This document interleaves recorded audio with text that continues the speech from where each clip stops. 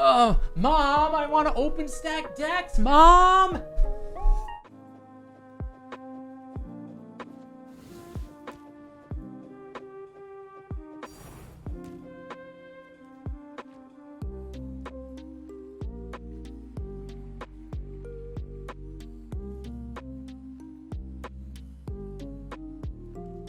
We got our House of Mirrors. It is worth 76 Exalted Orbs right now.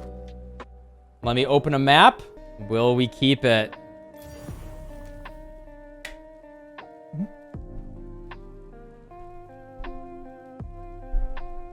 Boom! Easy plus 150 Exalts. Okay. Remember, this card is worth 76 Exalts currently and rising. This is like double corrupting a Mage Blood, but somehow worse. Oh! Oh, there she goes. There she goes. There she is. Balls! We do it with balls every single time. Act like I ain't got those. With confidence comes profit. Fortune favors the brave.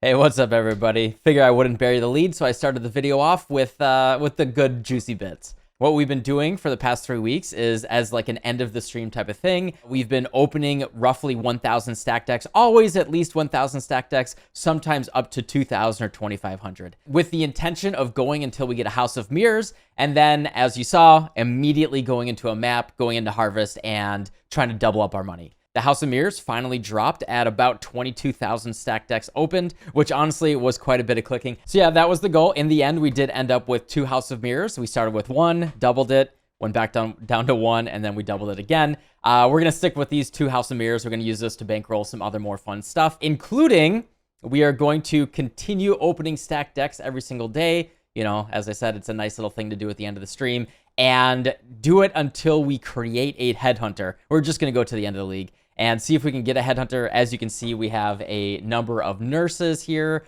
as well as some patients, and we do have 1 doctor, I believe, right here. So yeah, crazy. Only 1 doctor in 22,000 stack decks. I believe we're like within range, but we're definitely like below average as far as I can tell from the doctor itself. I also did have another mod who is picking up all of the lesser cards. I picked up all the cards that were worth about 30 to 50 chaos or more, but also all of the patients, you know, for the goal of making a Headhunter, as well as, you know, all of the Exalted Orb ones, which might not be worth a ton, but, you know, we have a bunch of Hoarders here, which do turn into Exalts, which is nice. If we go to Excellence here, this will be the easiest thing. Also, these Exalts, these represent Unrequited Loves. These are actually not profit. These are my Exalts that I pulled out of my stash. This was the value of the Unrequited Love cards, which are the big 19 Mirror Shard stack card that we got 2 of those actually. And we immediately went to Harvest and gambled those ones. They both disappeared within the first or second time, never doubled. And so this represents 2 Unrequited Loves, but obviously not profit. Those did disappear. So yeah, if we go to Excellence next here, the Exalted Orbs, remember this counts as 2 Unrequited Loves. You can see we did end up with 2 House of Mirrors. You know, you can cut that in half if you want to not count the Gamba. We got 1 Apothecary card, 4 Immortals, 4 Brother Stashes, 8 7 Years Bad Luck, 27 Abandoned Wells, 16 Scouts, 3 Fiends, 16 Nurses, 2 Love Through Ice, 40 Saints Treasure, 1 Doctor, 1 Demon, and then, you know, everything else down here. Yeah, so it's just been kind of like a fun little thing here. In terms of actual profit, let's cut out the single House of Mirrors that we gambled.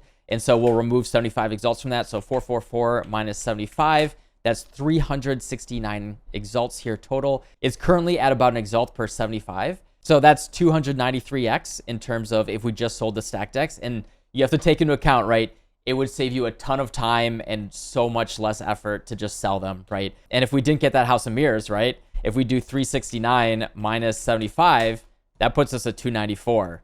And then if you minus the Apothecary, which is 42, right, we are actually in the red here pretty badly if we didn't get those 2 good lucky drops. So yeah, in terms of being profitable, I cannot recommend opening stack decks for profit.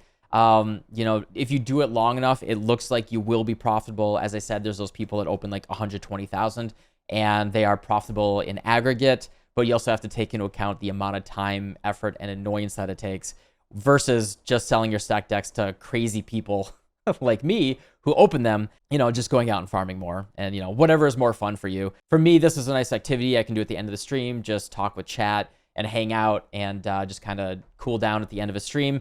But if I were just playing for myself here, you know, I open my stack decks anyway. I just think it's more fun.